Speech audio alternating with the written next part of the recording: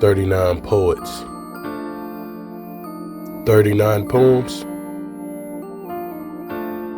outdoor voices in an indoor world. Volume 17.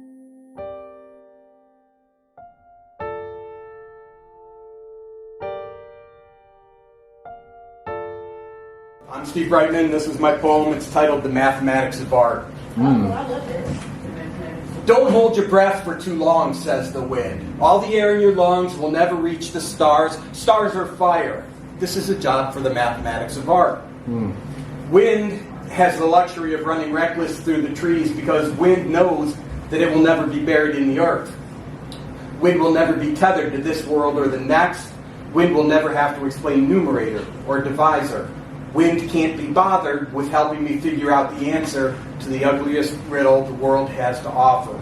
The mathematics of art and the art of mathematics are useless in helping me determine the proper length of time for carrying the weight of someone else's sins. The fire triangle has 3 legs, Wind says. Fuel, she says. Oxygen, she says. Heat, she says. She says, compress the withering bones of your mother and your father's missing face into the grooves of the prints in each of your index fingers. Mix them into a thickening paste which will protect your delicate flesh. Grab the leg nearest you. Heat, oxygen, fuel. Pull as if your life depends on it. It does. It matters because planet Earth is a lonely place for the daylight runners and the spine-pierced sisters. Face to face has fallen prey to the confessional of wireless communication. No longer do we thumb prayers across rosary beads. We now half-heartedly thumb our transgressions into the anonymity of ether. And tomorrow will not be a single horseman, let alone 4. Most of us will fall asleep. Most of us will wake up, too. We will withdraw cash after payday, and we will spend some of it on sugar or booze and or a poorly chosen lover. We will ignore the mirror and the clock until we are frightened by the mirror and the clock. And it's only a matter of days until the next meme tells us that the temperature of purgatory is 98.6 degrees. Wow. Oh, yeah.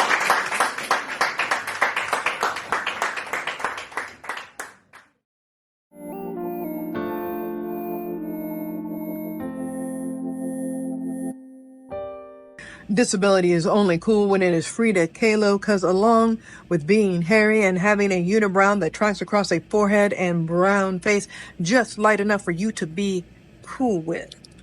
Cause you think she would have been cool with you. But my big forehead, not my big unibrow having forehead, not mine. Not mine cause you know a guy or maybe a girl who will fix it for me, cause of course you do.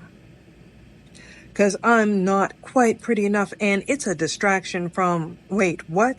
No, I didn't even ask you, but you know what? Anyway, disability is only cool if I'm producing something to hold a tenuous space in your fickle head, only long enough for a soundbite, but you said my clothes are too dark and my colors on my canvas too bright. Disability is only cool if you're Frida Kahlo as I produce from a paint-stained futon in my art studio, where when the symptoms get too much and grow and speak too loudly.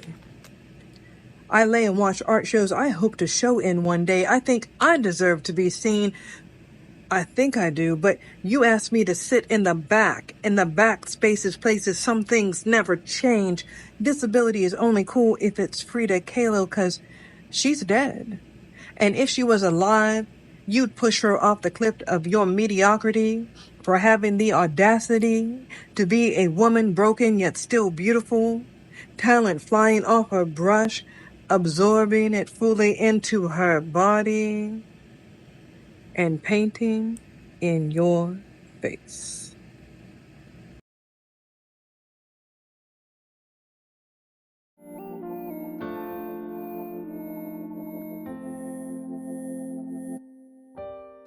They love Jesus almost as much as they love guns.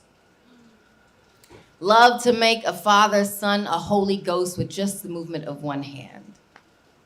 Arms stretched like on crosses that burned in yards, holes in hands from bullets that don't discriminate, but do. A crown adorned with thorns and sharp like piercing needles to the skull. It feels funny pledging allegiance to a flag and a country that thinks that ally is a bad word and trusting in a God that condones guns. A nation with a savior complex as big as the problems that it causes others. A young mother cradles her baby that the world turned its back on while praying and being predator in his name. Little blue-eyed savior, born amongst a sea of brown. Little brown boy, floating in a sea of red. Even boys with a sweet tooth as their greatest infraction can still not be saved. They will still be rotten eventually. They make black boys martyrs, but never memories. And all it takes is 12 men to wash away the sins of one who tried to play God. Somewhere out there, there is a mother praying over her son's body, wishing he would rise again. Thank you.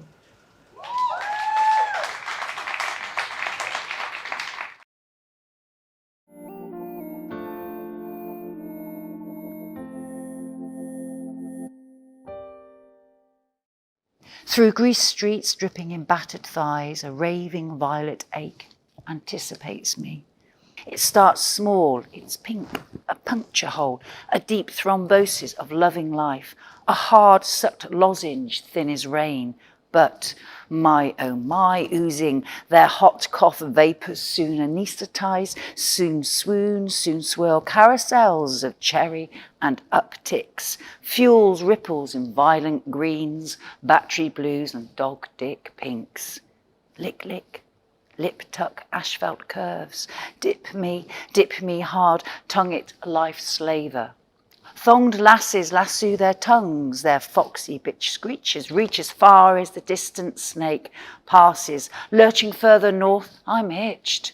My neon eclipse, anchor me in horizon with crane arms, swing me in a window of sky, back me onto a cold wall where golden blooms spray on, be my salt lemon tequila twist. Lift light from broken glass, spell me in the gutter in the night under a pearly moon, spell me L-O-V-E, spell me love. In the dark stops, you rest your head on my lap. A crease of red sun falls from your pocket. Trains come and go. I, cafe lit, let you move my furniture around. Outside, only the treetops have leaves, like snow, like escaping birds, like clouds.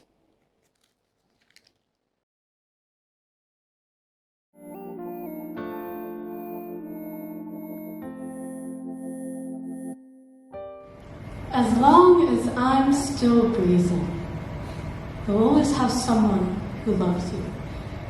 And I know that may be hard to believe, given that those who should have loved you the most taught you that love can only be bought and maintained by selling yourself, because unconditional love is only a luxury the privileged can afford. But I want you to know that I'm being sincere when I say you are worthy of being loved without conditions simply for being human. You should not set fire to yourself to keep others warm. You are good enough. You were always good enough. Even though you don't believe so. Even though your parents don't believe so. Even though society doesn't believe so. To me, you were, are, and will always be good enough. Please know that you're not obliged to murder yourself to quench your father's rage. You're not obliged to make your mother happy for staying with a man she was forced to marry. You're not obliged to entertain doctors who solely view you as a case study. The only thing you're obliged to do is to live as your authentic self. And if that causes others to label you as a villain undeserving of love, just know that as long as I'm still breathing, you'll always have someone who loves you. Thank you.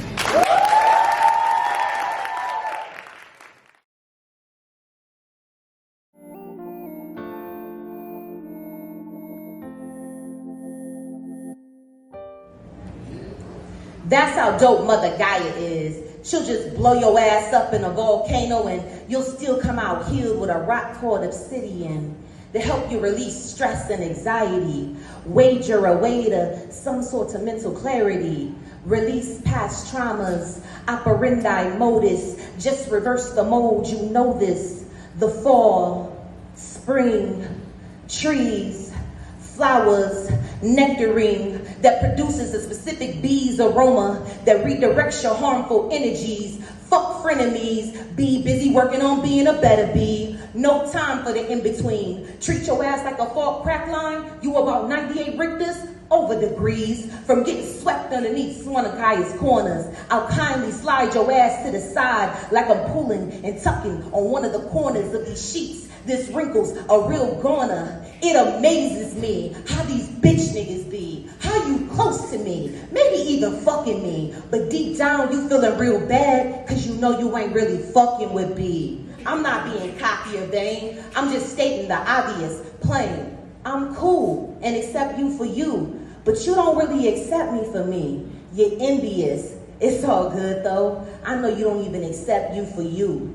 Many have tried, very few make it through. This is my encapsulated view. Proof, testimony that I am a goddess using both left and right sides of her brain. Time traveling, making catchphrases, sun gazing, hemp blazing, simp hating, standing on business, ducking and dodging babies, extreme hate, generational curses, more addicted than sugar cane. But no matter what though, I'ma be hydrated, cause you know the juices are by B. That's why you'll catch me somewhere with a smile on my face, sun radiated, cause I know my nectar's sweet. I put time in with B, been breaking myself down every 2 to 3 weeks. I even let the sun kiss my cheeks. Now that's a bright ass, you should invest in me. And that includes playing deep service and servitude, cause I'm birthing planets, baby. I can give you a sun, a moon, a seed. Let's manifest together and form a holy trinity. Ooh.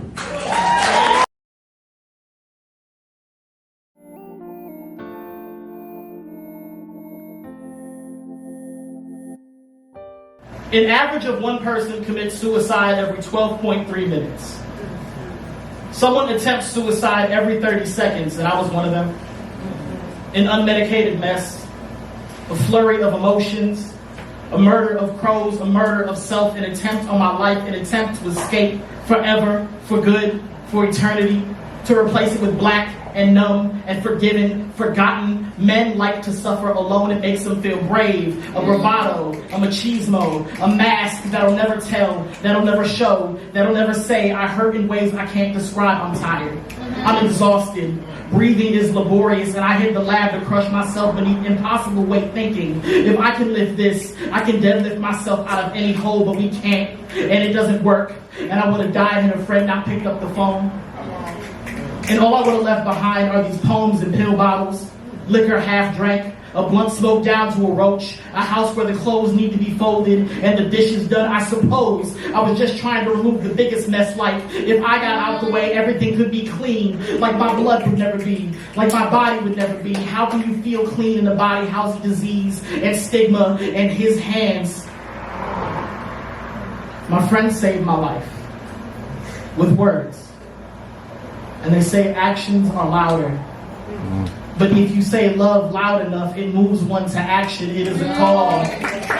It is an alarm. It is the reason I'm still here. Thank you. Yeah.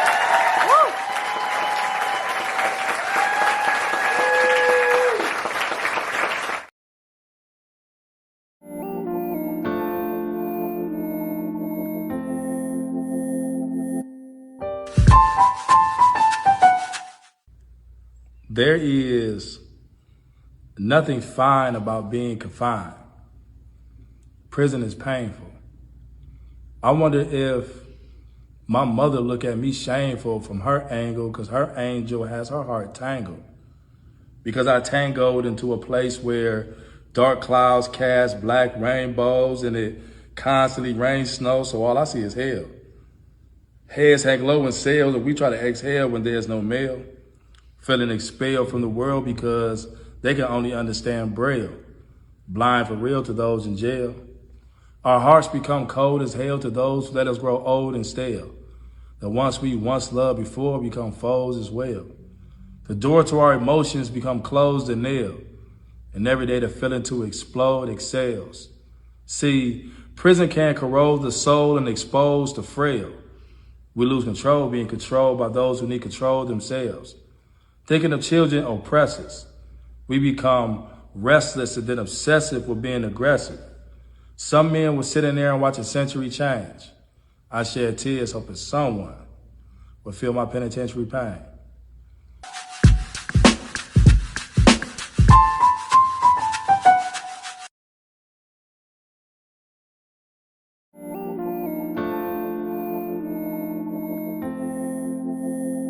So this is a very suitable poem. It's called Envoy from the Croned. So I'm now more than a crone. I think you get to be a crone at 58, so I'm well into my cronehood. Monochrome, panty crone, conochrome, super crone. I'm confessing, age is a blessing. Long in the tooth, tell the truth. I'd refuse millions to rerun my youth. Forget the makeup and the tweezers too. Share your inner werewolf and your outer one too. Youth is overrated, its benefits overstated. Cronehood is fine. Now the hormones have abated. Blotted my copybook so you can't see the mess. Tampons in landfill, moon cup useless, but fighting spirit of fire nonetheless. Gormless worries about what everyone thought. Give me a break, youth, it counts for naught. Always trying to do the things you ought. I'm fitter than I was. Now the hormonal fugger's gone, I'm master of my destiny and mistress second to none. You say I can't, I say I can. Gauntless on. Rings around my trunk, unlikely to get drunk, older and wiser and still a bit punk. And the motto of this upbeat dirge is when it comes to us oldies, desist from the purge. The human race needs crone power, we're not its scourge.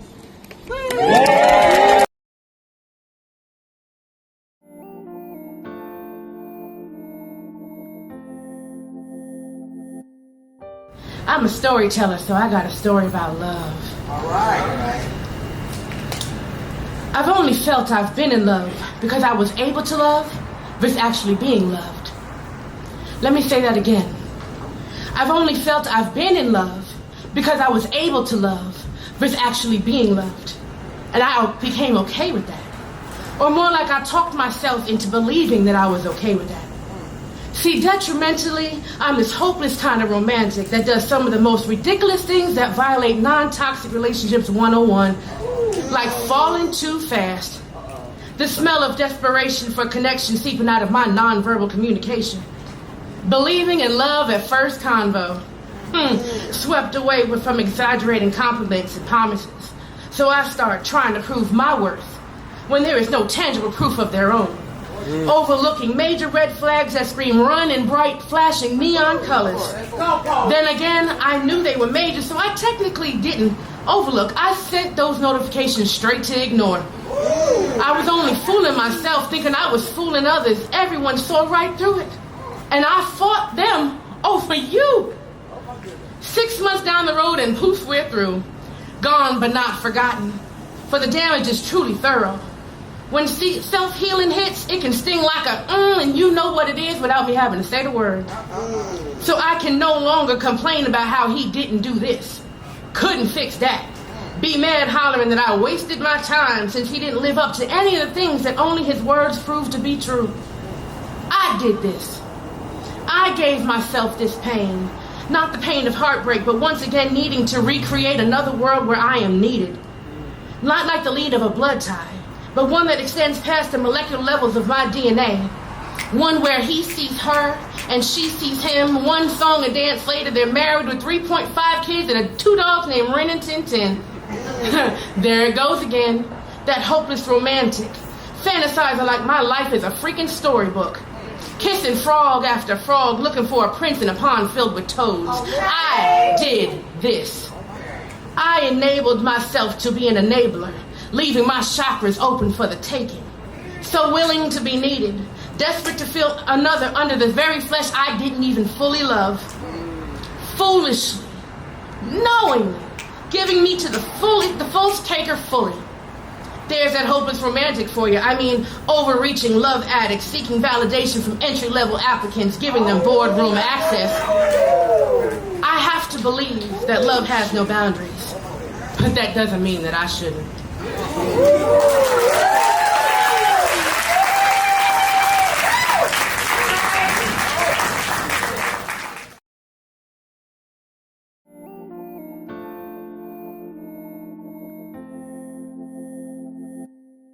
I've been having this dream that in the near future, black folk will leave this planet, and we're gonna take all of our things with us. No. Yeah. Deal with it. Especially our music, right? I think the world will be swallowed in Armageddon. Black musicians will have no more soul to appropriate into mediocrity. Bloggers will have no more think pieces to write disrespecting the deity otherwise known as Beyonce. Tectonic plates begin to shake, hoping to create bass so loud it attracts black folk back, but nah, we gone. And on the new planet, the first words will echo, in the beginning was the funk, and the funk was with God, and the funk was God, because in all creation story, God is the first musician. Played the song so bad it gave birth to a universe. So that's why we always sing it with our prayers. That's why not being able to catch the beat is sacrilege. And here, y'all, I suddenly realized I can't be late no more. Because CP is the standard measurement of time. Right. And for those who only lotion the visible parts of your body, it's wintertime, you know who you are. That's crazy. Outrageous. I need you to mind your business. No worries. Ashiness has ceased to exist. See, we will celebrate the day Jesus Jamarion Jackson turned water into Hennessy. Yeah. Making an electric slide so powerful it opens up the gates of heaven. Our God has had their fill of our souls. Be a Nagato, changed heart and pours the spirits back into the body, y'all. Because this is the type of place where I seen a mother sing a hymn that captured grief and the celebration, the same note to the body. 2 stepped out the casket all the way to heaven's gates and said, not today. So this is the type of soul that makes the activists end the revolution, the reunion end the rebellion, makes a hip-hop hallelujah beatbox and a breakthrough beautiful will channel the spirit of the Holy Ghost into an overheated Southern church. Use the voices, the powers of the day during a one-person shower show concert, because the voice, y'all, voice was the first instrument. So every time we sing, it is God speaking, and God said, let us have this alternate universe where every camera that captures our corpses is given an alternate ending, where the bullets do not taste blood and instead are transformed into bouquets of chrysanthemums that taste a bloodless ground, where here our pain perishes but existence is ignited, our silence becomes a riot. Here we do not have to wait till joy to come in the morning because we have it right now. Let all of this be a burning fire shut up in my bones, because I always know I will have the glory of my breath. I always know I will have the promise of tomorrow. I always know a smile will be painted on my face for as long as I want it there. I will always know this moment, no other moment, will be mine. Let the church say, amen. Amen.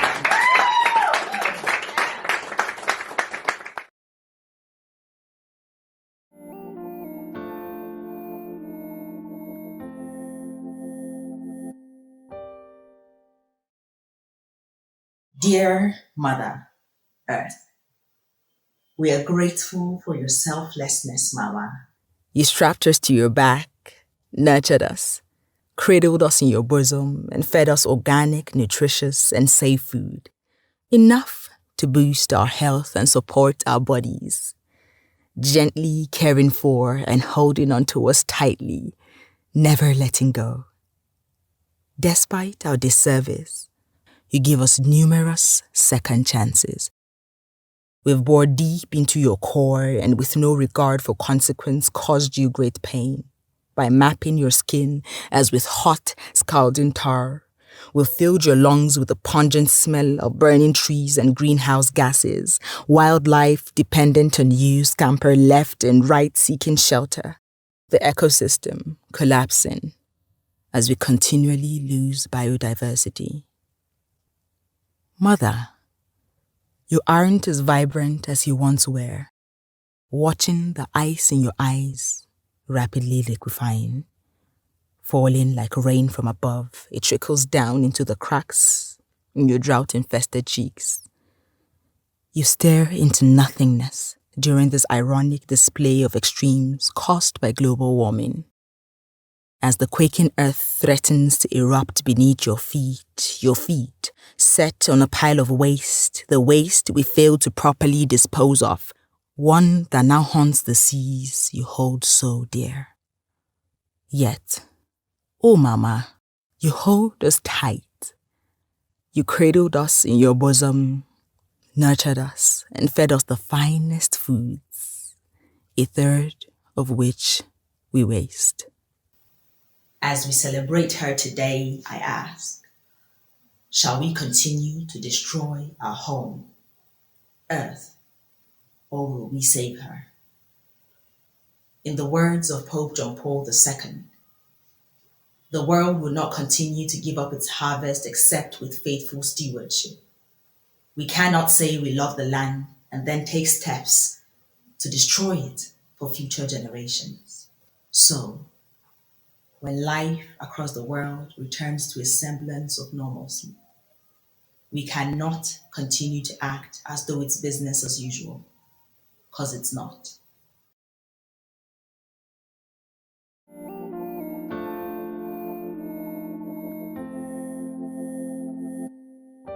A vital piece of information for those who are fit. It's rather important to know that brisk movement generates heat. So if you feel cold, you should go and do something which involves feet. This could be running or dancing, or you could jump up and down on the spot. All of these are warmth enhancing. You'll sweat like a pig like as not. So don't you shiver with the cold, clutching your tummy in despair. Unless you're lame or sick or old, just use the feet you've got down there.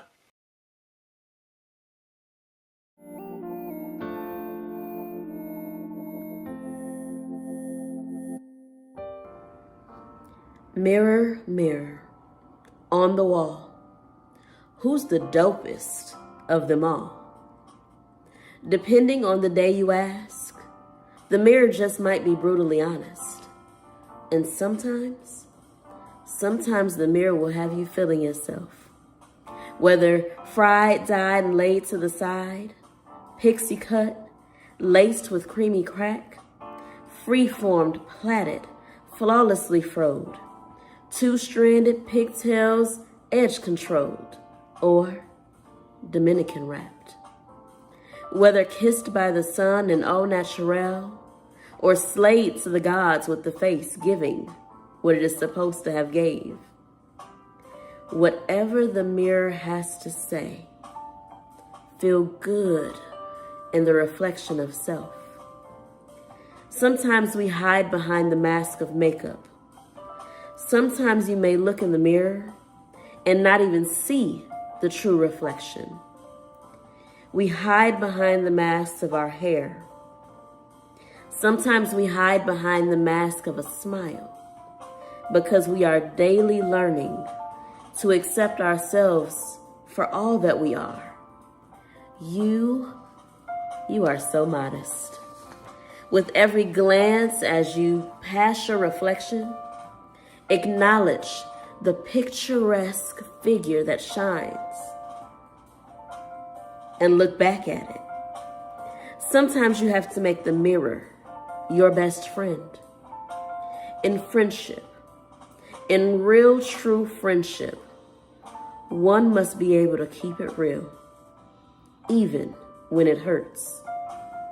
So as you look at the good and contemplate the bad, overthinking all the things you've thought and people may have said.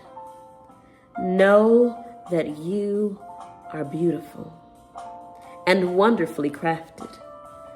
And as you lock in on your simply beautiful reflection, remember, there's a lesson in every crevice, every curve, every dimple, every scar, every follicle. There's a lesson on loving yourself. Love the parts of you that you keep hidden behind the shadows. Love the parts of you that remind you of your past, that you've made it through.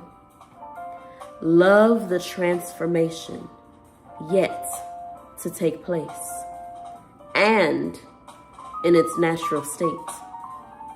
Love the skin you're in and stay locked on your reflection.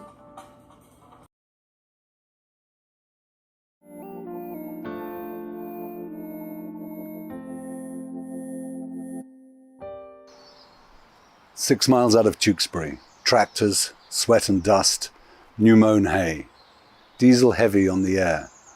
On set of dusk a skyline aquarelle, the antique pictures, neatly executed hills as delicate as apricot on glass, as hard as porcelain, robust. A china glaze surrounds the lawn hotel. Its clientele, rakish in their tilted hats, old men under parasols, mill around the garden chairs. Through wisps of grass they seem too brightly painted, reddened by some heat died in before today's fierce sun, murky at the last hurrah. Further in, on pasture land, an oak stripped white and bare. From its ruptured trunk run spears of milky lightning into the soft night air."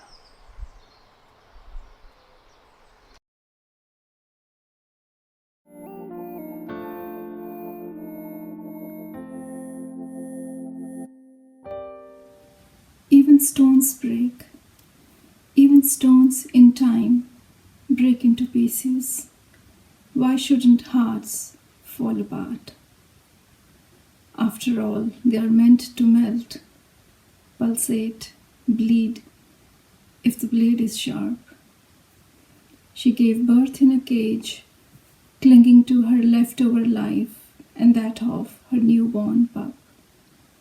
Have the rest of her litter already died, discarded in the dead pile, rotting on the side? Shreds of hope silently, slowly slithered out. What she cannot shake off is the sickening smell of blood, burning flesh of animals still alive. Screams of the tortured fellow creatures. It grips the remaining of her being like a barbed wire cutting through her skin. Don't dare argue that it's culture or it's happening in someone else's savage society. Don't dare say she doesn't know what awaits her.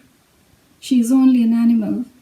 Yes, she is an animal, like a cow, a pig, a hen, a duck, a turkey, a goat, a sheep, a mare, like you, like me.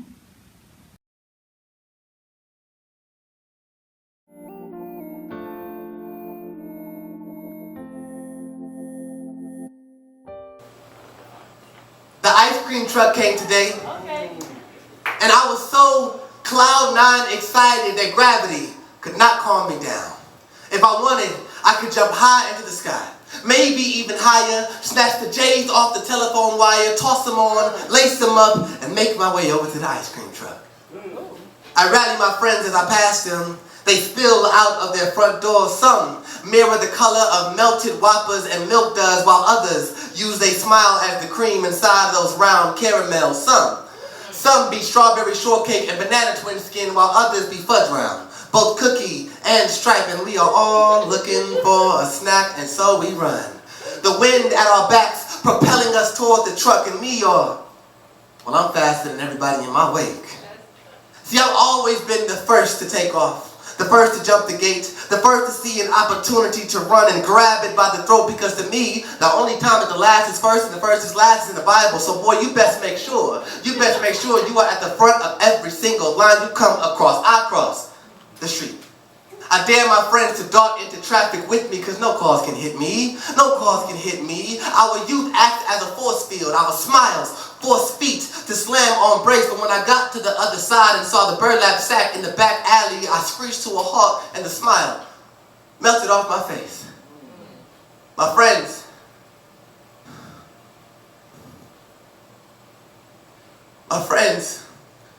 skid marked their way to my side just the same. We figured it was strange. A strange way to deliver treats to kids, but we decided to turn a blind eye to it. After all, they're treats. We're kids. And treats are for kids, and so we closed in on the bag. We ripped it open looking for popsicles, firecrackers, and drumstick, and instead we found treats that when you fire, they make a popping sound. When you fire, they make a popping sound. They make your heart beat as hard as a drum. Boy, this ain't no ice cream, but it's still cold. This is not no ice cream, but it's still cold. This ain't no ice cream, but it's still cold. Can't melt, but still drips with the blood of those who was used on. How stupid was I? How stupid was I to bring my friends to this back alley? How stupid was I to not know that I've been hearing sirens for so long it almost sounds like music to my ears? How didn't I,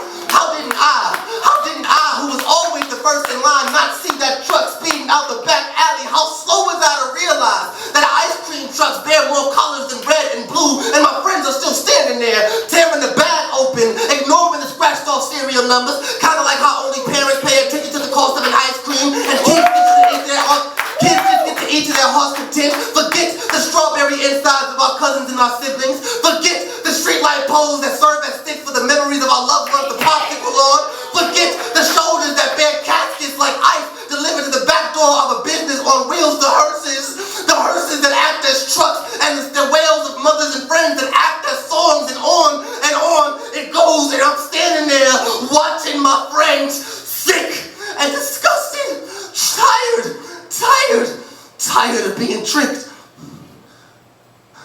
But there I go again, ignoring the fact that I know from a long time ago that white animal on those commercials was always laughing at us,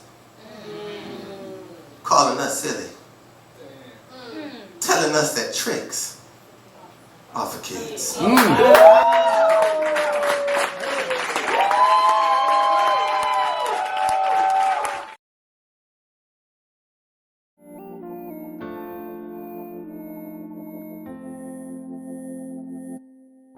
One of the things I love about poetry is that it can give a voice to things that often don't have voices. And so this poem is My Fat Selfie Speaks.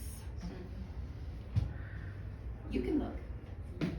I want you to see this, to witness the resurrection of flesh that refused the grave, its small, hungry mouth and turned up in glitter at its own burial. There is nothing ask left of the woman you see. Nothing either permission or forgiveness. There is only every grace this body has been granted. Only new skin meeting the forbidden kiss of open air. Only give when there is abundance. What you see is abundance. And I know the world doesn't want it. And I don't fucking care. I don't mind if they want to call me vanity. Call me full of everything, including myself. It doesn't bother me when I'm compared to the giant beasts of the world. Tell me more about how small you see yourself when you look at me. I can take it. I was built, brick house, for this. But I will not do it in the dark. I will turn on every light in this room so I can show off my best dress and my crooked eyeliner and the bare knuckle beating I took from my own shame for the audacity to look so goddamn good in them both every time I show up in a new space. It's a game of chicken with the world. It's a dare. To anyone who followed all the rules and still wears their body like a bag suit into every room, and me, such a large and willing target to soak up all the rage they have for anyone who refuses to play the game. That's the thing about visibility. You're bound to be seen. But I don't care if you look.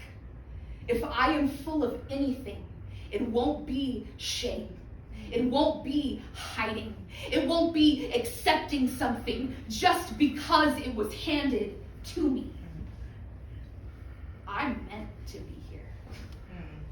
I'm meant to look this good.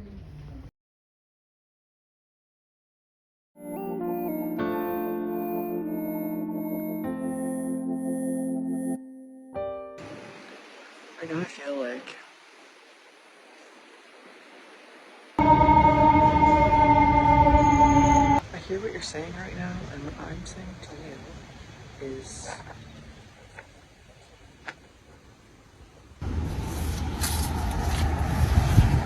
remember that you can do this anytime.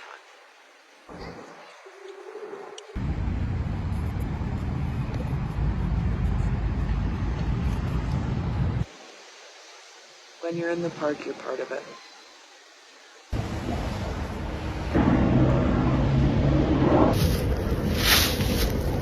You're part of them.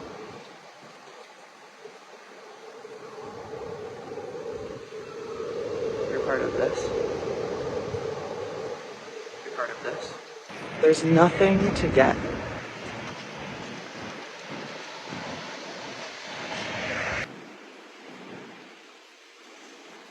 I see 3 dogs and a baby. What do I have to say about all of it?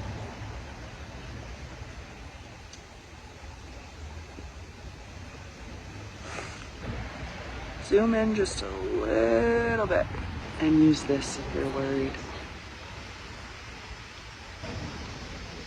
And this.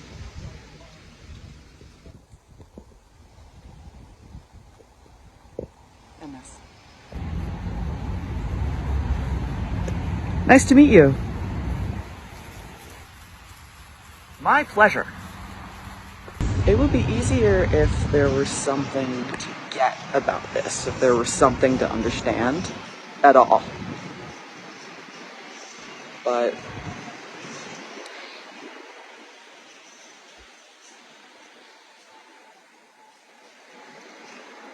that's it. That's it, babe. Exactly. For real.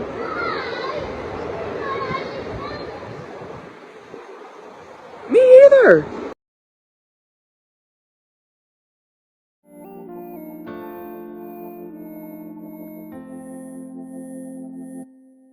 So, just try it for a while, okay? Just take the glasses off, okay? Just see how everything looks, okay? Okay. All right. I see somebody else I need to talk to, somebody else I gotta help, so I'll come find you later and talk to you some more, okay? Okay. Just please, don't put the glasses back on, okay? I'm not. All right. All right. I'll see you later. I'll come find you. Hey, what's up? How you doing? Some nice glasses. Where you get those? Were they expensive? Is the amount of light they keep out of your eyesight extensive? Yeah, they look cool, but I have to keep it real, don't get defensive. You should probably take them off because those glasses rose tinted. You can't see the truth, the clarity of what's going on around you. You can't tell who looking for you or the people who just found you, who need you, who want you, who has you in their heart. Don't wait till the glasses break. You need to see it from the start. Don't lose yourself looking through the tents. You might lose your direction. You know why they look at you with the screw face? Because they only see their reflection. They can't see your eyes. They see themselves. And with that comes a projection that your intentions are their intentions. That's why they act like you deceptive. That's why they act like everything you do is some hidden strategy. Oh, you being nice to me now to throw it in my face later when you get mad at me. Or you doing this favor so you could get something in return, some money or other vices you could extract from me. But something that I learned, so when my glass is off, you can see in my eyes that I'm genuine. Then they hold that against me, take something for granted. And that's the swing of the pendulum. Something more than a double-edged sword. It's way more cutthroat, where it's always me versus you. Who gonna win?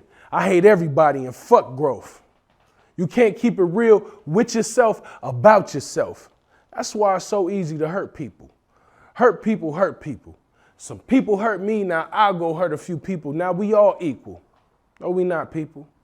Because whether you wearing rose tints or not, we all got pain and love, but we can't open up to one another because we blocked. We've been hurt before, and when we did, it turned out bad. We thought our heart of gold was being shown, but they turned it into glass and just shattered it. How mad did you get when you found out the betrayal? Did the fire burn deep? Did it feel like you was in hell? Did the pavement have a smell like fresh tar that was just laid? Could you feel the heat coming off you like a sheet of metal that was just made? Did your heart beat hard like an instrumental from Just Blaze? Did you sweat like you didn't study on your most important test day? I'll just say, what happens next is not natural, but it's basic. I'll never love again, never believe again, never trust again. I'm faking. Everybody get fake love. Can't nobody get close to me. I'm changing the way I do everything. That's how it's supposed to be. Hopefully, I'll never get hurt again if I wear a mask. No one will know how to trigger me. Getting through my wall won't be a simple task. But all that's gonna do is lead you to more pain, more fires, and you getting burned. Thing is, you would have took them glasses off sooner than you would have learned who to trust. Because you would have looked for other people with their glasses off. The ones who could feel your heart is gold. No need to try to mask your cause. No need to fake anything. No need to hide intentions to try to win a game. Because they ain't playing. Some people can be your umbrella when you in the rain. The bleach when your shirt is stained. The remedy when you feeling pain. The soul tribe ready to ride for your pride when you feel ashamed. No one to blame. Willing to be accountable for their mistakes. Willing to defend you behind your back and celebrate you to your face. Ready to put some random who come up against you in they fucking place. Cause the love is built in stone and when it's real, you ain't gotta chase. Ain't that the right mission? Find a circle of people who got the same life intentions. You gotta look these people in their eye. You gotta see through them nice transitions. I speak this from experiences. Trust, when I took them glasses off, believe. I didn't see me. I saw who they were. And I knew that I had been deceived. They not like me. They want an ego clash to get an upper hand. But if I reach for the door with the other hand, then I'm fake and never really was the fam. Sometimes you take them glasses off and you can see someone never really was a friend. They might just hate you because you authentic and they can't understand how you say that about yourself. If that was me, I'd have been embarrassed. Or how you let that happen to you. I could never be disrespected.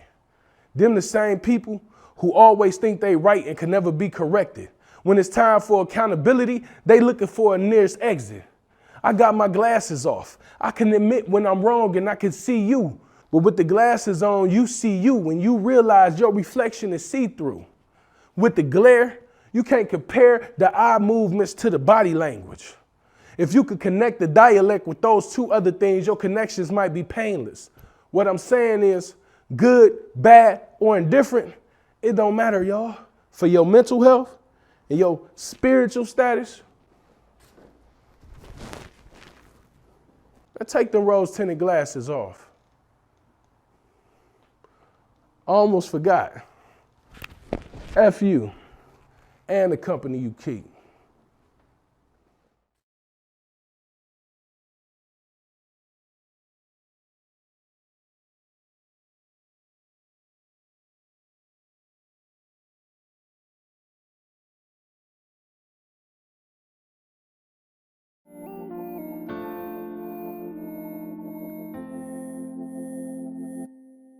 I'm sorry my refusal snapped your ego to the point that you became evil. I'm sorry my thighs are the only thing that's on your mind. But deep inside your pride, you know you thrive in the sensational pleasure of me. You think you own me. After a few nice gestures, I should acknowledge that you find me attractive, but only for this fraction. I should answer you faster to meet your expectation. Your egotism exposed as you unfold at the mere thought that I don't want to be told that I should follow you back home because the answer is no.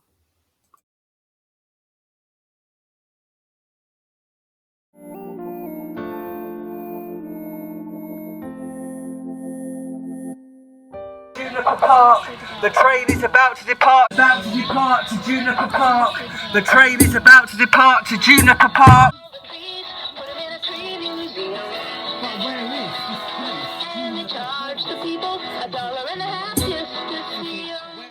My mum was convinced for 30 years that Joni Mitchell sang on her song Yellow Taxi, they made paradise and went to Juniper Park, when in reality they paved paradise and put up a parking lot. Juniper Park exists everywhere and anywhere you want it to. Climb aboard a bus, watch it pass you by, wave every now and then to what catches your eye. Don't let anyone convince you that you have misheard. No one can tell you otherwise. For you, there is no such wrong word. Let's start with the art of the glottal stop, those unvoiced letters that make sentences pop. It's the Yorkshireman and Cockney's spoken aberration, the naughty little brother of received pronunciation. So this is a true story. Beginner level lesson of my English as a foreign language classroom around 2003. Vocabulary focus jobs. At the start of the activity, I told students that today I was not a teacher and asked them to guess my new job. Are you a chef? Asked Miguel. No, replied I. Are you an astronaut? Asked Selma. No, replied I. Are you a tennis player? Asked Pierre. No, replied I. Are you Harry Potter?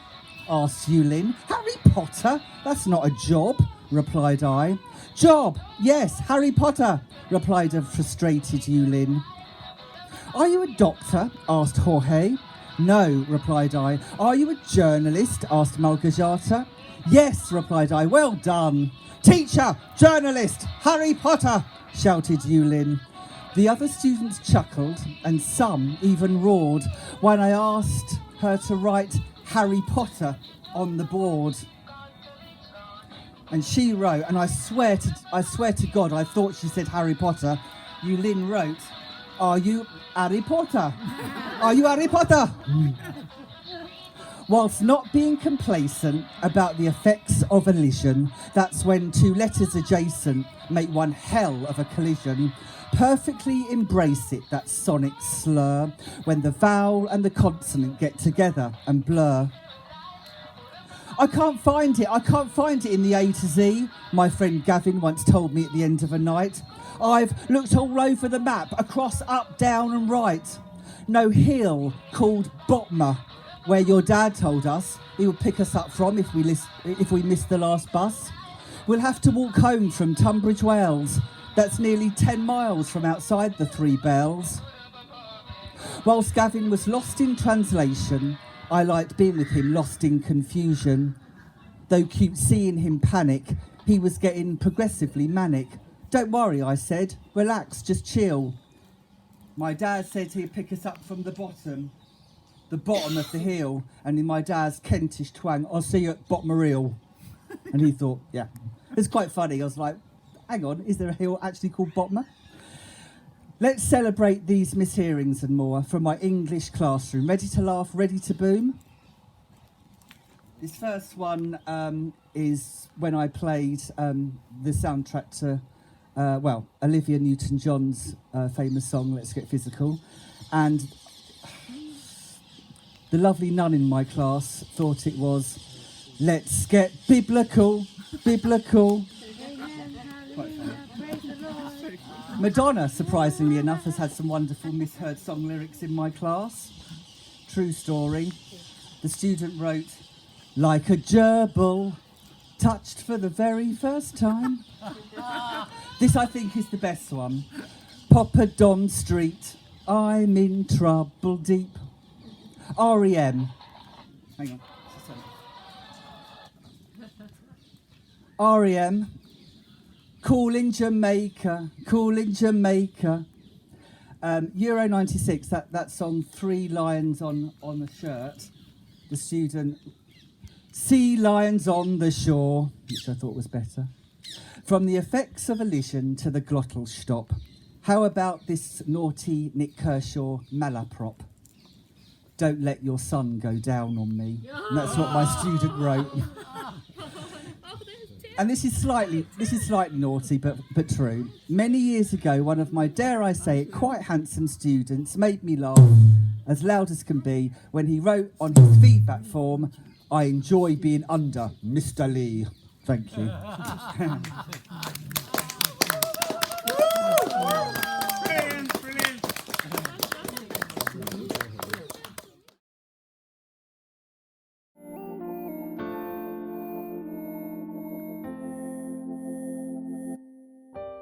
In response to the question, girl, why don't you smile anymore?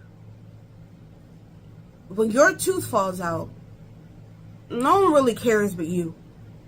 The mouth fills with saliva, the frantic tongue unsure of where to go.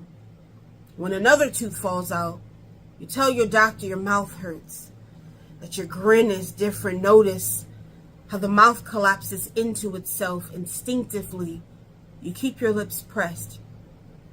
Can't risk another loss or a crooked smile. Then a man thinks himself Tooth Fairy.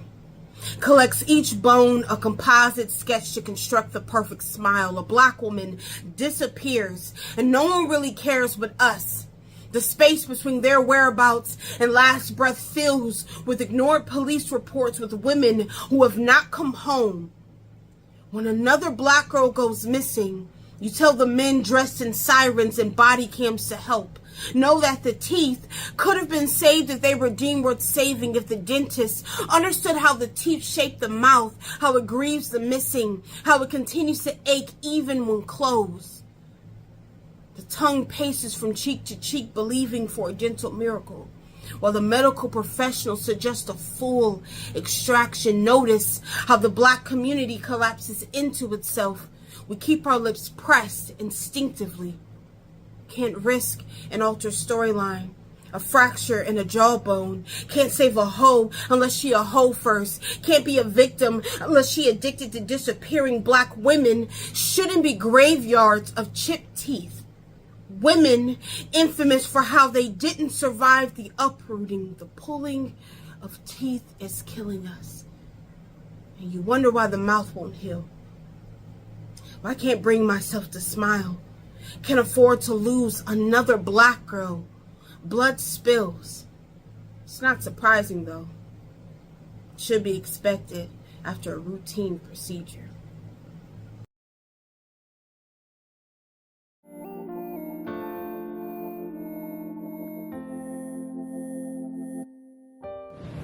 For the last 4 months, I've been debating dropping out. The only reason I stay present is because of this impossible expectation that people keep putting on me. But these are the same ones that I failed to meet the lows. Life presents so much of a dilemma that it feels easier to not live. Lately, I've been staying up late, contemplating how to graduate from a college that goes out of their way just to get me out of their way. I'm somehow in debt to a system that's in debt to itself. I guess that makes me one with my problems. Maybe if I end all the bullshit within me, it'll end all the bullshit around me. I come from blood who doesn't get anything about college other than the degree. Who doesn't get anything about me other than the fact that I come with a fee because I don't have a job. I live with my mom. I don't have a key, so when she's gone, I can't leave. But I have places to be. See, I'm not built for staying here. But I also have nowhere else to go. My closest friends are too busy to stay near me. I feel completely alone. But if I drop out, I can at least still feel at home. I've been feeling homeless. Diplomas and degrees don't hold the same as a death certificate. What if my journey isn't leading me to caps and gowns? What if it's leading me to wings and halos? These are thoughts that I can't say out loud. So I go on bookmarks to myself in these excuse to not talk because sometimes I struggle speaking without bringing up leaving and making jokes, dramatizing everything that I think is traumatizing. I joke about that so much I say I can foresee it in my own future, but lately I ain't been able to see my own future. Death has stood around me so much. I never expected to make it this far. So I plan for its presence, only for it to take more from me. So maybe it's best I just take myself out on a date with death. But every plan that I make fails, so I've been failing at living and failing at dying, failing in school and failing in my career, failing socially and failing slightly. But if I drop out, I'd be failing all my family and all my friends. So daily, I trade in failure for failure, but my strength is still tested. And just for a quick second, I almost forget which one I'm trading. Every day, I almost lose the world and win myself. I almost decide to die as if I was almost designed to die. Emotional support makes the slightest difference these days. I have to reconfigure my own mainframe to rewire into what the world requires of me. And someday, I'll forget to remind myself that that'll just be it. So while I do thank God for giving me the great gift of this life, I feel like the greatest way to graduate might be through golden gates. I'm not sorry for being pushed to this point. But I'm grateful for finally having the guts to give a proper goodbye. All right now.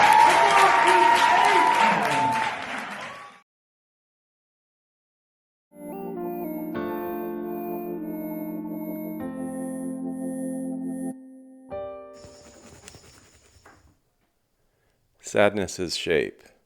What's the form, the height and width and depth, the shape of sadness? Well, it has dimensions, at least it has some kind of reality in our bodies, and our bodies have shapes, so sadness must too. I get a phone call. My mom's not eating or drinking. I know this already from an email at the nursing residence where she resides. But when I talk to the nurse, I start to cry. It's only 3 months since I got another call telling me my dad was near the end, which reminds me of yet another call this many years ago and from my father that my brother, hospital-bound with an Alkie's failed liver, had died, or a call from my wife on a soul morning that's so clear and bright that it seems all the tint of pollution has been scrubbed away, and I'm reminded of a childhood morning in the pure air of a small Canadian city, and my wife says, Mom has cancer. All these grim messages, mediated through the smartness of a pocketable phone, its shape smaller than a book, conjure similar emotions. A blue cloud that's in the chest and in the brain, a smoke that curls its way under your eyes, a fog, a loose balloon, a swirl that eels itself into your heart, your skull, the places where you feel.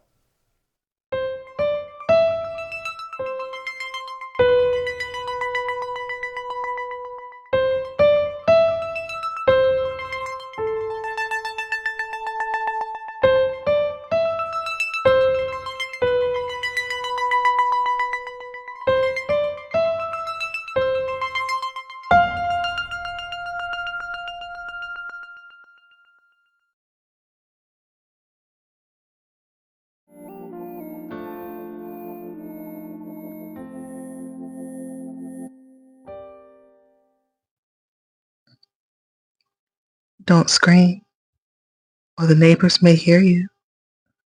This is your total vibe. She speaks easy, with a listening selection for you. I hope you enjoy.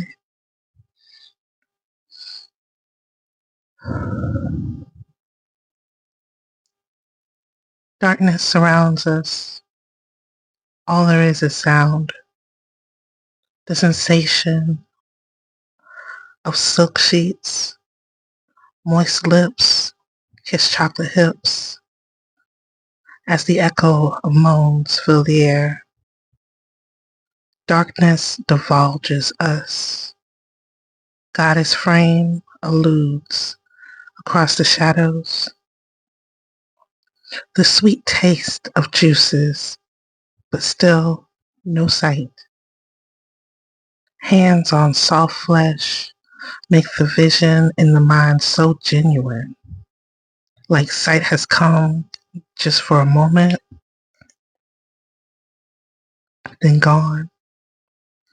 Gone is the moment of cordial convo. Lights never needed. To know the human frame with no eyes can strengthen the senses.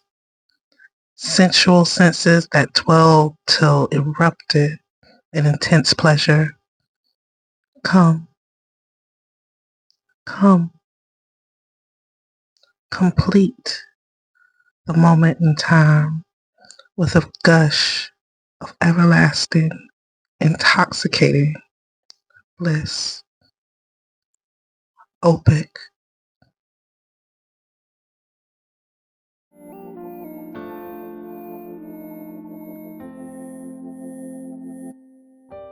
I love the way you hold me in your arms and baptize me with your sexy charms. I'll ring the bell and sound the alarms, 'cause you do my heart good, you've never done me wrong. When I'm with you, you have my undivided attention. I'll saunter passing unmentionables, tiptoeing in stilettos, dropping rose petals. Follow me into the bedroom. We won't be leaving no time soon. I need to have you 69 different ways, from sunup to sundown. Let's get it in all day. I love everything that you do for me. You break down my guards, then my spirit flies free. Without you, I don't know where I'd be. I'm rolling with you long as you ride with me, and now I'm gone. Tiptoeing in stilettos, dropping rose petals. Tiptoeing in stilettos, dropping rose petals. My longing for you doesn't end with come. I desire to be everything your body touches, following the sexual exploitation of my candy-coated sugar walls, a place you've nicknamed your home. Imagine me as the satin sheets you rest upon after we've conceded to the release of your seeds. Bless me in your bathwater until I'm drunk as Irish springing from bars on St. Patrick's Day. Let me be the Egyptian cotton towel to temporarily cleanse us from your groin. Spray me right to guard the place where I'm comfortable under your arms. Toss liquid scope freshly siphoned from my ocean around in your mouth while my whitening strips tease your crown. Brush your beard with me, mimicking pubic hair strokes across your mustache while you tasted my good. A hint of roses, fragrant bouquet lingers after shaves, moisten your entire body in cream. I'll be tighty-whitey when the wind blows, sheltering the hard-on, boxing my briefs. You're no wife beater, but I'll be hiding beneath a button-up or white tee, protecting the chest that surrounds the heart that beats for me. I dream that I am every pair of your jeans with power to unzip your thigh at will. Buckle me tightly onto your waist to convey the message that what lies beneath is on lock. Pull me onto your feet so I can shoulder the weight of your little piggies, keeping them warm and snuggly the same way I heated your cock when it was in my guts a few moments ago. Walk me out as the wingtips, Jordans, or gator boots to escort you back into my home. Place me at the helm of your vehicle, continually spinning these wheels while this ass moves like a 24. You won't have to insert me as the key to unlock the deadbolt when you return home to come again. My legs are always open for you. So when you step through the door, drop all of me like I'm hot until you butt ass naked on rock. Then let me put you to bed.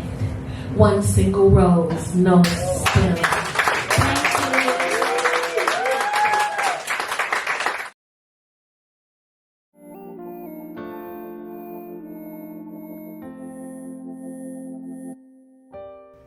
Two-Step, with an epigraph from Gabriel Garcia Marquez. No matter what, nobody can take away the dances you've already had. There are so many ways to dance. Styles and fashions and fading fads performed anywhere that feels right. There are many more ways to dance with someone, once or forever, over coffee, in a letter, lying silent side by side in the dreams of night. Sometimes we lead, others we are led. There are perfect pirouettes as well as missed steps and lack of rhythm. No matter. It's the movement that counts. When the music stops, just dance on. If the dancing stops, there will surely be another partner, a new melody waiting. And so I want to thank you, each and all, the ones who danced with me, the ones I danced because of across the miles. If you think you've been forgotten, that either one of us has left the floor, know that you are on my dance card. Know that you are written in my life.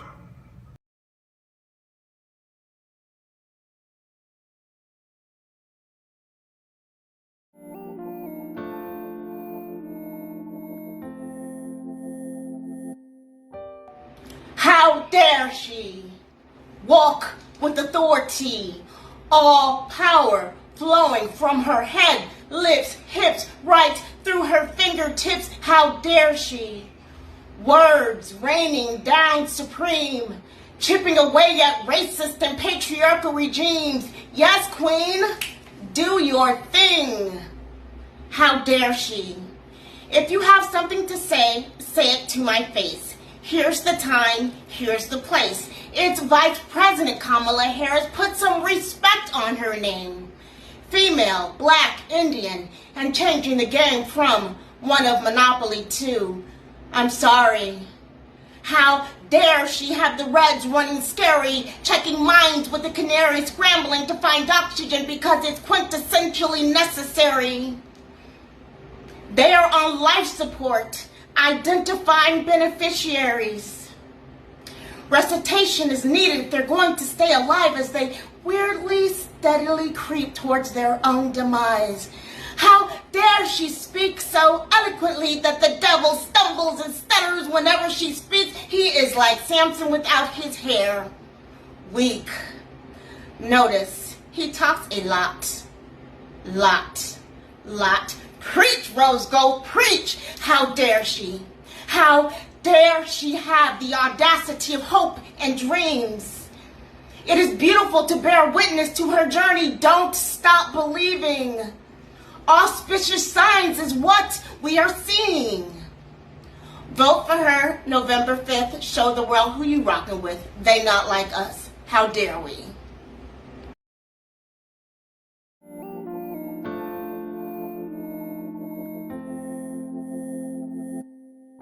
In the quiet game, the first person to speak loses.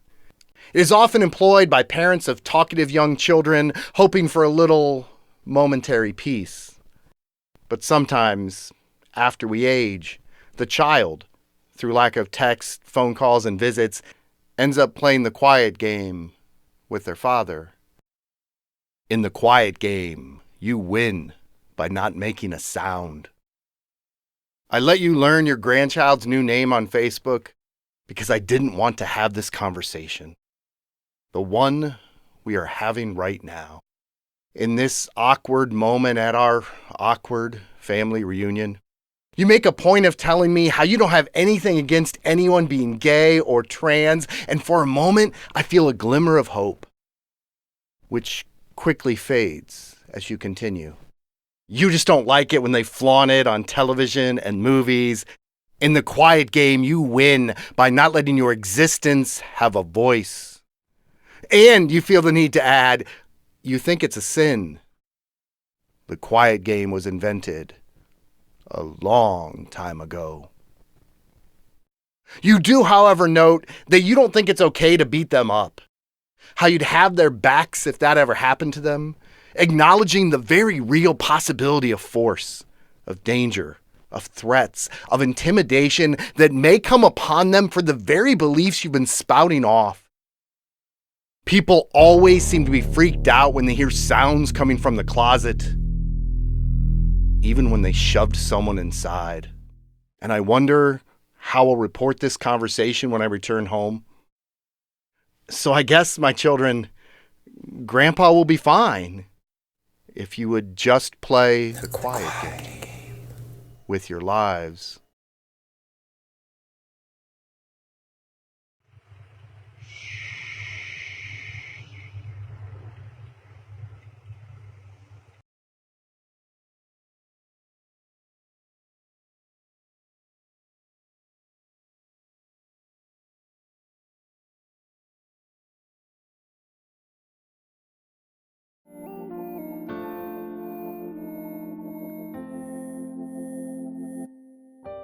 Life. Trickster of the unconscious mind rewind set to play. A game of high-stakes chess match. Reality, a picture-perfect tranquility. Overcast, a muggy haze. Moods change. Sweet to bitter. Instinct, calculated caution. Suddenly it comes. Movements slow. Hauntingly melodic. Around you, surrounding you, you entranced by this unusual dance of chance, realizing you know its familiarity, simulating it as sweet wine. This snake-toting mask covers the sense of jealousy as friendship, taking it in, giving it shelter, biting the apple of deceit. Four walls have been infiltrated. Your heavenly abode is no longer your home. Sourpuss face taste, swallowing it whole. You see it again, playing peekaboo behind lying eyes as your man lays claim between someone else's thighs. You ride this roller coaster of heart's tug of war. One last tug, heart crumbles to ash in view of the depreciation of condom stash. Irrational you sees this, confused, reaches for this mass serpent, squeezing it firm, taking aim. Cell block 8 is now your new mate. Life's fate hangs from the heartstrings. Venom flows from bite stings, from the ankles to the thighs, to the thighs, to the eyes, to the fatty tissue of the brain. The burning shoots through your veins. The poison overwhelms you. They slither, wrapping themselves around your throat till you hit that baseline you tote. Popping pills to enhance your senses, pink, blue, purple. Hey, sometimes you want to be free, so you smoke weed.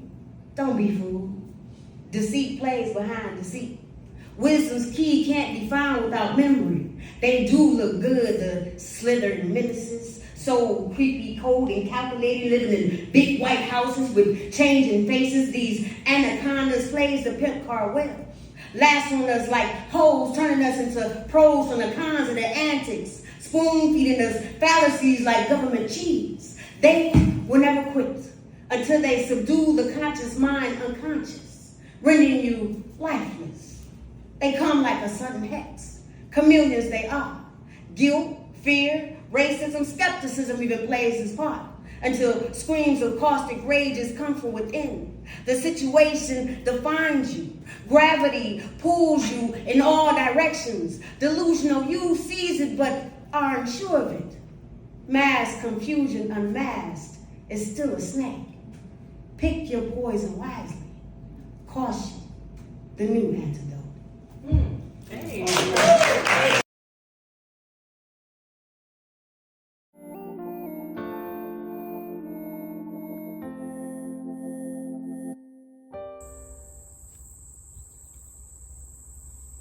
It's challenging to say much other than nothing became something. But people try regardless.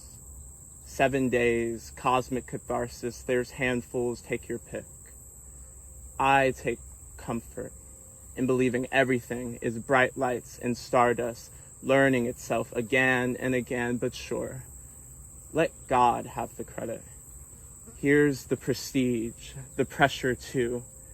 Foolish to assume his pure son's death and desecration an act of sacrifice instead of a horrible excuse for genocide. See, murder the Messiah and its centuries of holiday, but murder Abel and its centuries of black bodies figured to be ornaments and firewood. This is not my choice for Genesis, but history is feral and inconsiderate, and this is the only family I'll ever have. So the enslaved traveled the seas, drowned in the seas, and talked to white silence for generations. Naming it Lord, naming it hope, then callous backs, tight ropes, and slight triumph. But history is hungry, has sharp teeth, and leaves deep incisions. To need to prove one's worth for water is a bad religion, a new slavery. But my family found a way. Abused mothers made abused daughters, which paved the way for more wives with swollen eyes and unwanted husbands. Bad husbands who were good sons, raised by neglectful fathers, bred from invisible fathers, broken hearts, handcuffs, and hellish asphalt. But this too, my family found a way. A framework problem, clearly. My race forced to be self-hating monsters, while the Victor Frankensteins become numb to the strange fruits of their labor, their tongues forever sweetened by circumstance and everlasting forgiveness. So thank you, Jesus. Oh, America the beautiful on paper. Bless this country never built for me. But again, this is not my story. Only backformation. Because after decades of antipsychotics and Percocets, a prayer is bound to be answered. A cue for two young best friends rushing to the good part. A happy accident, maybe. But after 9 months of process, their past delivered me to my future. The bright lights, stardust, history's predatory eyes, glue-stuck glaring, but I stared right back, starstruck and scared. Picked up the pen for the first time and screamed.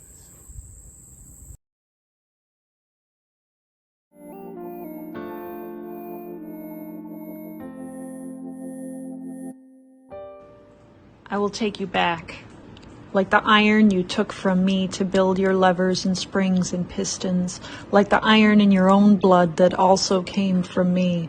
It was mine, and I take it back as you are mine, and I will also take you back. These pits in the metal from rain and wind and sun, the sprouts of furry mullein poking through cracks in the factory floor. You call this decay as if I'm the one who caused the damage, but I promise I am only setting the scale back to balance, swinging the world side to side, making the sky dizzy. The cloudy mourning doves nest in a valve. A walnut sapling interrupts the line. Blackberry brambles tangle the mechanisms, and grapevines embrace the gears, freezing the rollers. This is progress. You built this place of cold iron and wonder why you can't have miracles, why magic has forsaken you. Each rusted bolt falling, each washer broken by air and water is my way of helping. I will take all of it, small bite after small bite, to bring you back into wonder.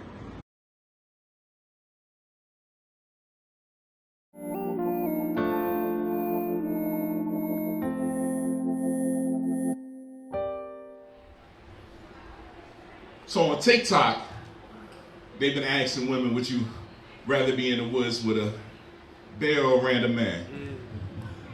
Most took their time. Some answered as fast as they can that they'd choose a bear over a man. I'm like, damn. Don't they know that a bear can weigh up to half a ton and reach 9 feet tall? That we're not talking about shopping when we say they more Razor sharp claws on muscular paws, be having your mama rob Peter to pay Paul bears. She ain't never watched the Discovery Channel or Bear Grylls. She ain't never seen the teeth in a bear's grill. Do they think teddy bears how a bear feel? Are you fucking for real? We have the right to bear arms, and you try to fight a bear with your bear arms, you want the dead in the bear's arm. There's not a woman I would dare harm. Ain't no rapist over here. I took it personally, so I thought it was a stretch. Shout out to the Yogi Bears. Sounded embellished, but overzealous, but I think I was being selfish, as if some men's behavior wasn't hellish, like men ain't had a history of wanting women just to grin and bear it.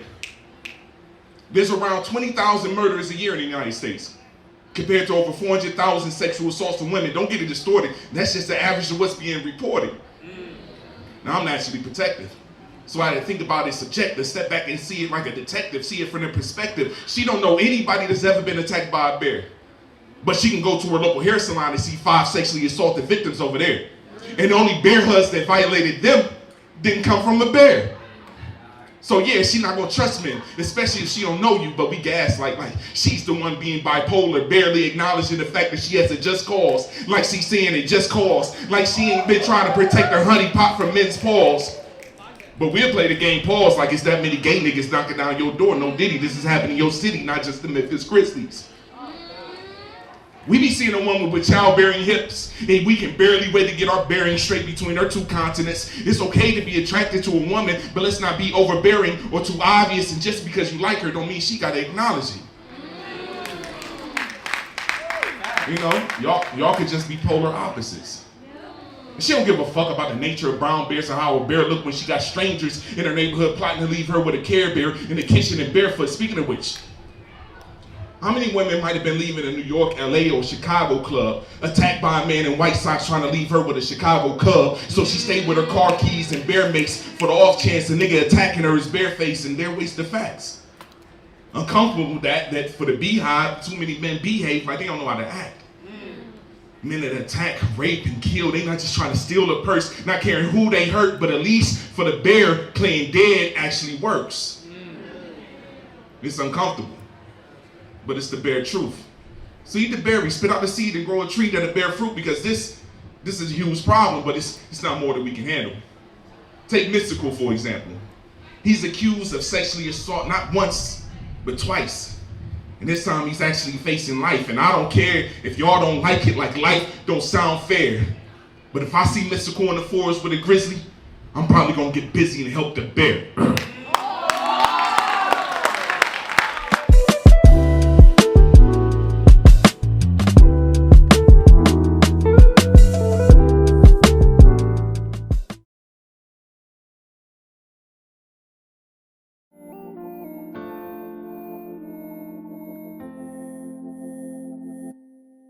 I wrote this one based off of the poem In for Colored Girls, where the lady in green talks about somebody made off with all of my stuff. So if you're familiar with that, if you're not familiar with it, get familiar with it. Look it up on YouTube. It's an amazing poem. But I wrote it in that style, but I put my own twist on it.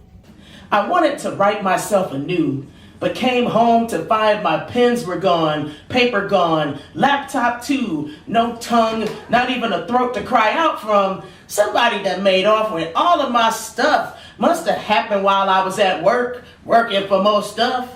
2 jobs just to make it, not to get ahead, just to make it. Early days, late nights, swollen feet, tired eyes, and after all of that, somebody had the nerve to make off with all of my stuff. No art on the walls, no music to cling to on Saturday morning, no books to get lost in, no paints, no canvas, no cheap wine, and my neighbor had the nerve to say, I should be glad they didn't steal my TV. But man, I ain't in there. I'm in the spine of the book, the feel of the word, the smell of the page. Somebody that made off with all of my stuff, and no one started a search party. No Amber Alert. No pictures stapled to a telephone pole, and the missing persons department made me out to be some kind of runaway, like I'm the one stole me from me. Somebody help me.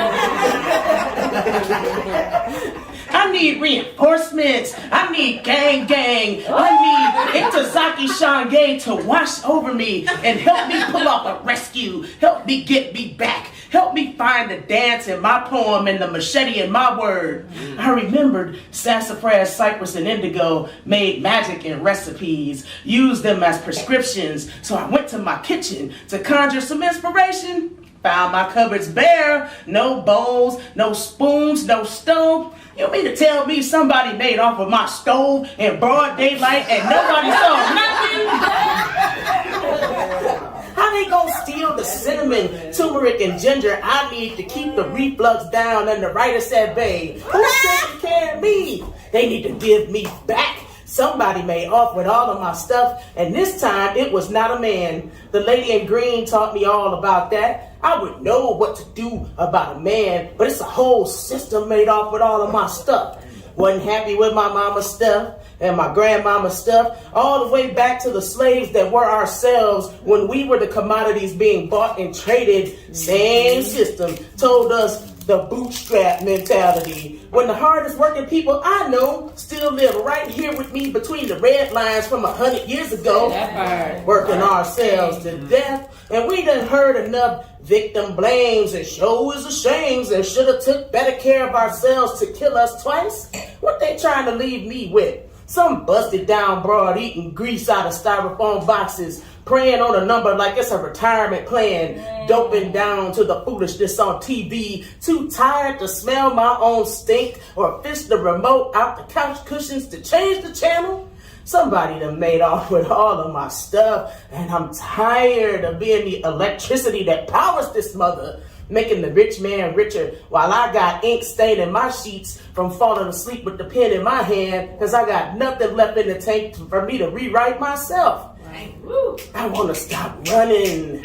I want to get off this hamster wheel of consumerism, rest my legs so I have something left to stand on. But somebody done made off with all of my stuff, and I need to take back the stolen property that is my sanity, pocket the return on investment from my own labor. Yes. Mama Shange, please help me. Please tell me how I do this. Do I mix a dollop or a quart of the magic from my bloodline? Was it a pinch or a scoop of stardust with my melanin? Will it help me conjure up those field of dreams type of spirits? If I create something, they will come. I need me back to mix the reds to the blues and sing the yellow in the poem because there's nothing left if this doesn't work. I just want to keep some of me for myself, to fill up my photo albums, to have something left to eulogize when I'm gone. I want to share my stuff with whomever I please and live life open-hearted, delicate flower and passion instead of calloused in all the places I've been taken over and over again. Somebody made off with all of my stuff, but when I get me back, I'm installing a low jack. I'm never gonna lose me again. And yes, Mama Shange, I promise I will. I promise I will find God in myself and I will love her. I will love her fiercely. Yes.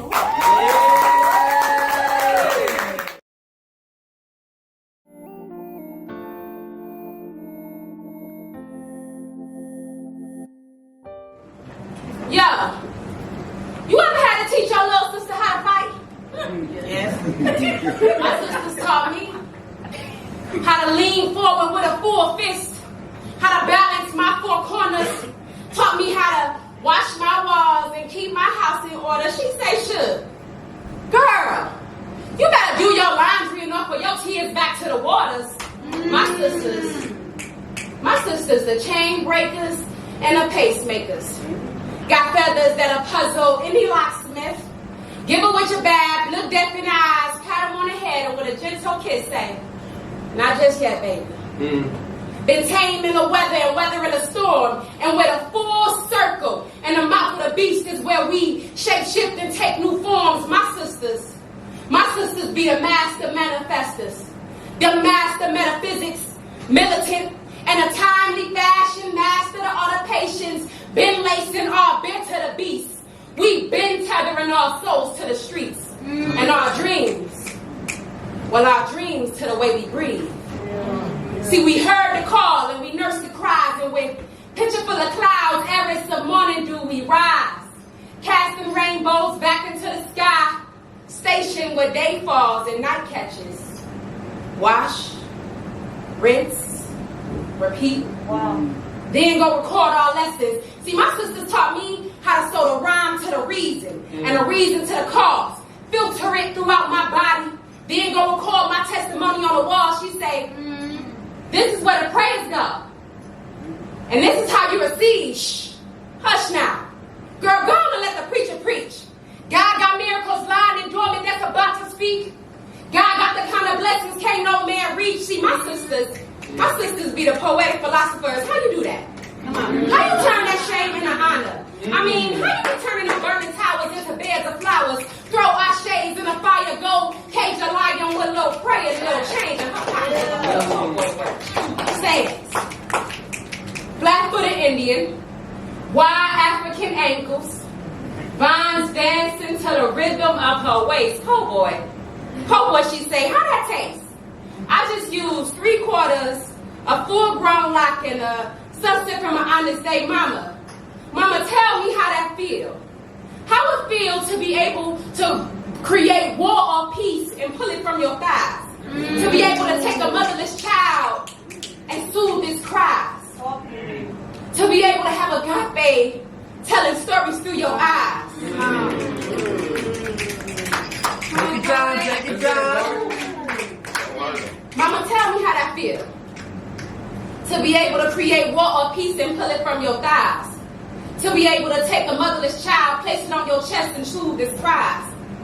To be able to have agape telling stories through your eyes. My sisters be goddess warriors, be the woman king, spewing firm prophecies into fields of soft melodies. Girl, you better sway. Sway and take a bow. Continue to pray for the child. Aid thy brother and sing. Sing to the man out loud and don't forget to dance. Mama said never forget to dance. Dance until you shake the dirt. Dance and leave your healing to the earth. Girl, you better dance till your arches and your heels begin to take root, mold and shake the land. Girl, you better dance. Thank you.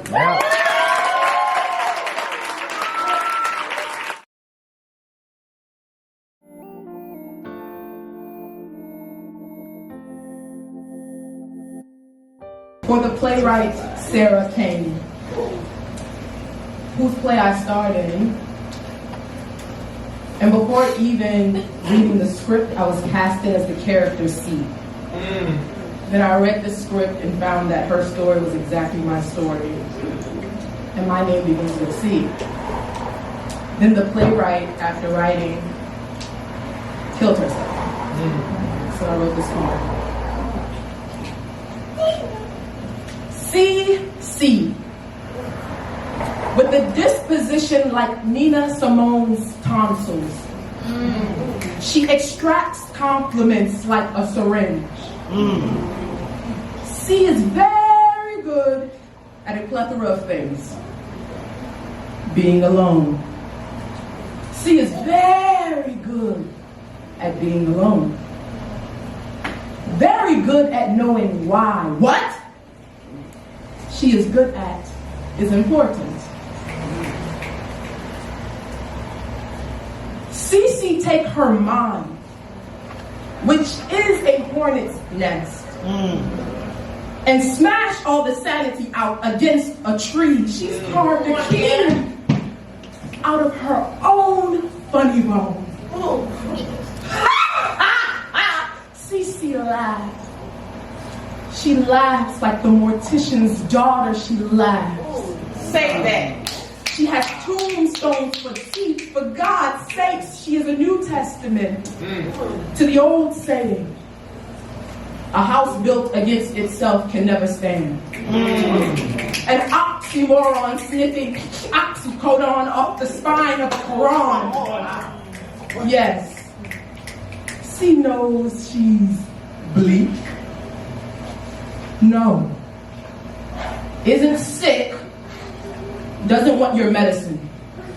She is the room all the elephants run into. Running into death, she challenges him to a duel. Double dutches with death until his arms get tired and he drops the rope. Let's go, poet. Cece takes said rope and fasten a noose tight round her windpipes. She must do all things her way, even death. Cece swing. She swung from the Eiffel Tower.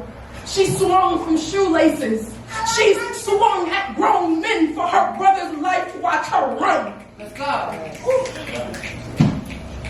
Sprint from gloom, like a promise under pressure. She will kill you if you let her. She will cheat you. Dare you bet her. Dart through temples in heaven she will.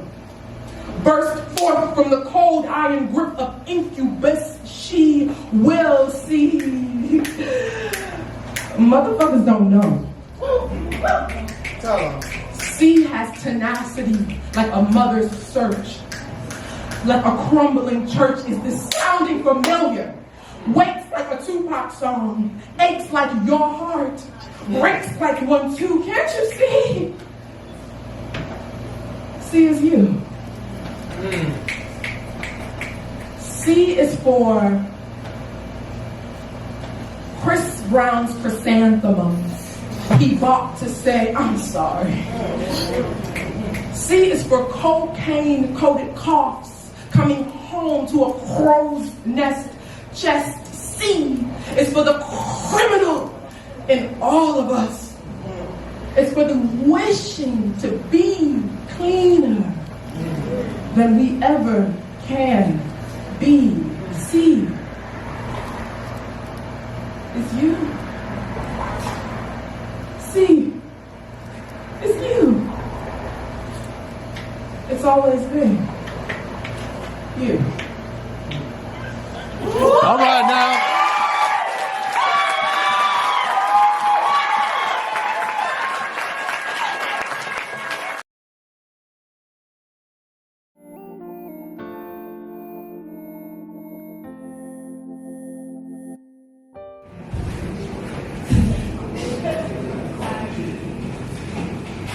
I'm a chameleon.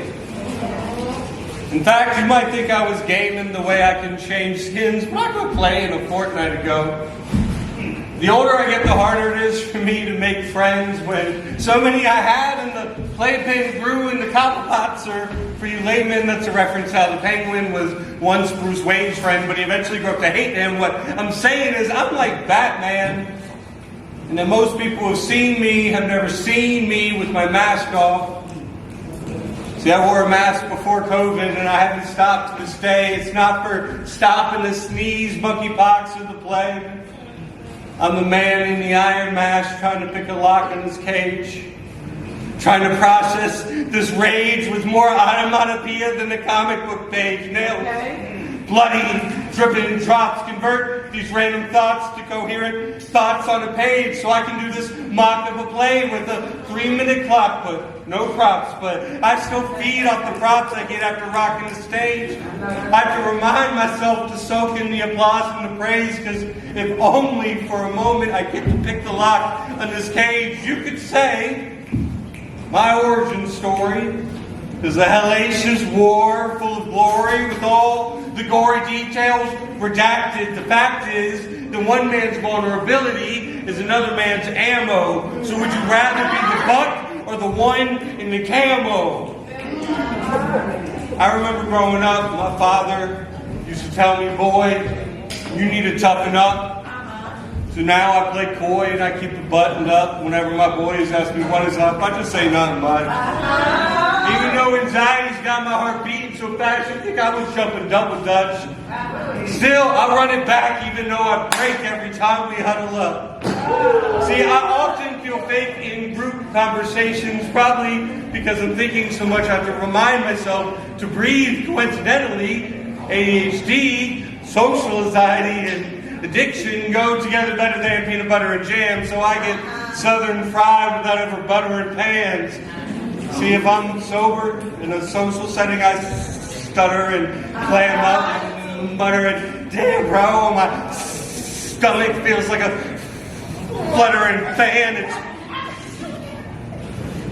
It's quintessential, I find, a quiet corner to quell your questioning eyes. Coincidentally, I've already calculated every quandary, and I quickly dress in disguise. I'll reprise the role of the quiet, shy guy. I've tried bright-eyed and tight-eyed, likewise mysterious and brooding, choosing these personas like outfits. I'll fit in anywhere. Comfortably. Except my own skin.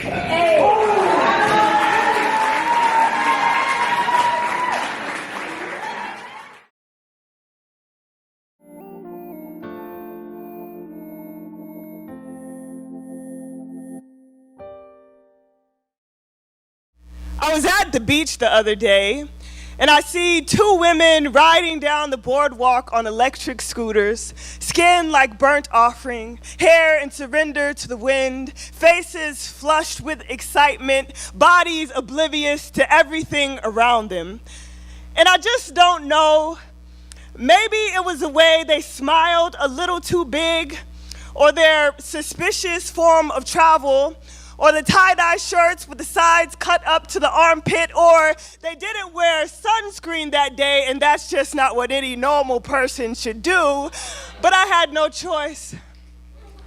I had to call the police. I mean, who knows what kind of threat they might be at this time of day, just minding their own business. And where did they get those scooters? Why are they at the beach with scooters anyway? I've only seen beach cruisers at the beach in all my days of coming here, and this kind of disruption just makes me uncomfortable. I mean, without order, we might see the destruction of this entire coastline, all the sand and water withering into flower crowns, and who will clean up the leftover petals? What sand will remain once the tires of newness roll it all away? Yes, law enforcement must know about this. Where are they from? Who told them they had the right to be here? Who told them they had the right to be? No, I am not overreacting. They shouldn't be nervous about a man in uniform when all I am trying to do is just keep the coast clear. Look, I see you watching, waiting to turn me into a meme. Just don't ever forget that my hashtag will bring about more laughter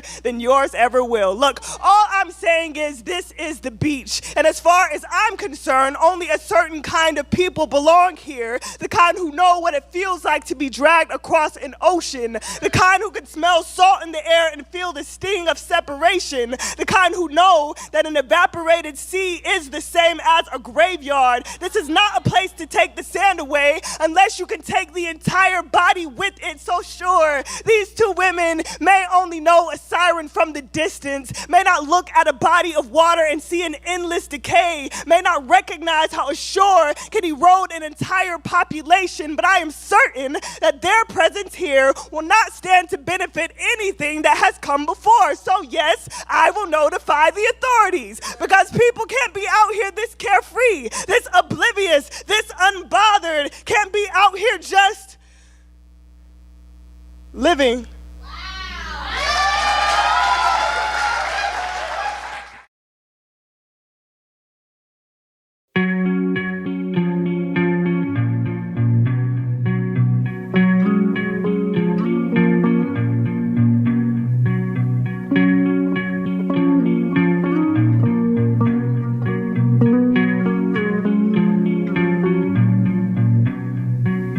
Wait outside my head, I'll be there tonight.